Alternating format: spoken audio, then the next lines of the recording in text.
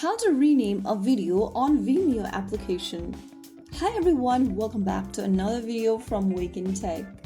If you are looking for a way to rename or update the name of your video on Vimeo application, here is how you do it.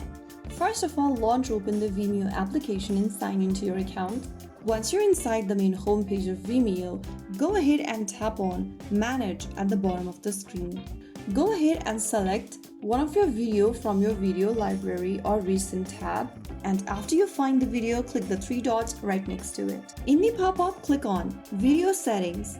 On the next page, underneath Title, go ahead and type down your title. Once you are done, click Save, or if you want, you can go ahead and describe your video in the description box, and finally click on Save at the top right. So right after you do that, you'll be able to change your name on a video on Vimeo application.